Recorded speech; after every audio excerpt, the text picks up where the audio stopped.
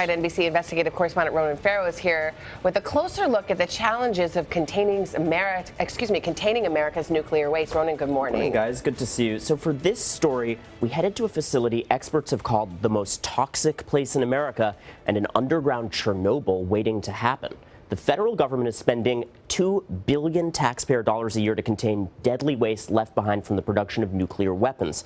But some say that effort is going wrong and a lot of lives are in the balance. I wake up and I take my nebulizer. Seth Ellingsworth says he's never smoked, but has severe lung disease usually caused by smoking. An athletic 35-year-old father of 4, now debilitated. Seth says it happened in an instant. Last year when he briefly inhaled a strange odor at his job at the Hanford Nuclear Site in Washington State. Within hours, he began to experience symptoms. I started having breathing problems, and it hasn't gone away since. 70 years ago, the Hanford site produced plutonium for America's nuclear arsenal. Today, it's run by the Department of Energy through its contractor, Washington River Protection Solutions, operating a $110 billion cleanup set to last the next 50 years. 56 million gallons of chemical and nuclear waste stored in 177 tanks like the ones behind me. They're underground, but they are leaking. There was a vapor leak just today, not far from here. Vapors containing toxic and radioactive chemicals known to cause cancer and brain and lung damage.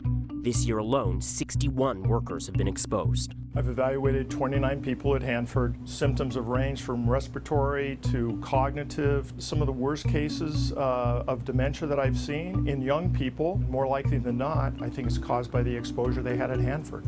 We put out a call for current and former workers who believe they were exposed. More than 20 showed up. We could only fit 11 in our interview. I have shaking on the right side of my body. Diana Gegg's story is all too common. I have dementia. I've been diagnosed with some pretty bad nerve damage. Sometimes the pain gets so great I just pass out. Losing my memory. Can't breathe. Can't do stuff with my family. Can't do stuff with your family? Nope. The worst part was showing up for work out there and getting pasted because they didn't tell us. They weren't forthright in sharing what they know. What the Department of Energy knows is 24 years worth of expert studies, 19 of them commissioned by the department itself, documenting safety problems at the site, including this one from 2014, finding a causal link between vapor exposure and lung and brain damage, and criticizing safety practices that gave workers no warning. Did the Department of Energy or the contractor tell you the readings for harmful materials were safe? Yes.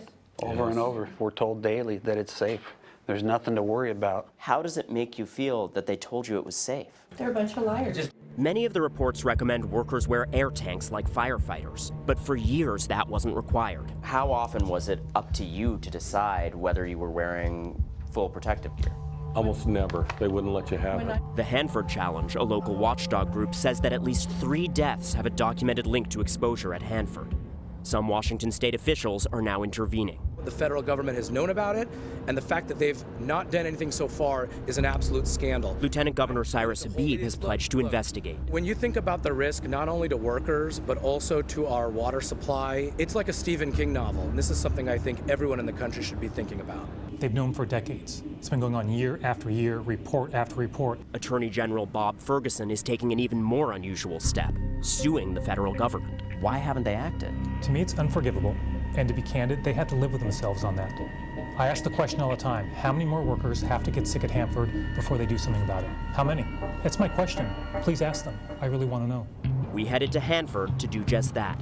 The site is highly restricted, but the Department of Energy granted us rare access and an interview with a senior official, Mark Whitney. All the workers to date, anyway, that have been referred to medical evaluation have been returned to work. We've spoken to workers that have not returned to work, that are seriously, even terminally ill. Is it the Department of Energy's position that these illnesses are not related to the exposures? I wish we had a more complete understanding of those circumstances, but a lot of effort has gone into the last couple of years to strengthening our efforts to deal with the potential vapor exposure issue. This is a medical assessment of a woman named Diana Gegg. When they say that her serious, possibly even terminal illnesses are a direct result of exposure here at Hanford, what do you say to that? Well, again, I am not a medical professional and can't provide a qualified medical opinion.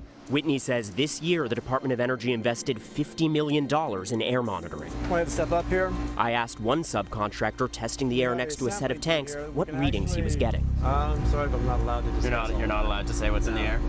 You can't tell me just how is the air here different than the air outside? Not really.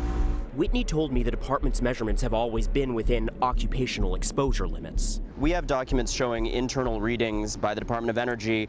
2009, mercury 473% above occupational limits, ammonia 1800% above occupational limits.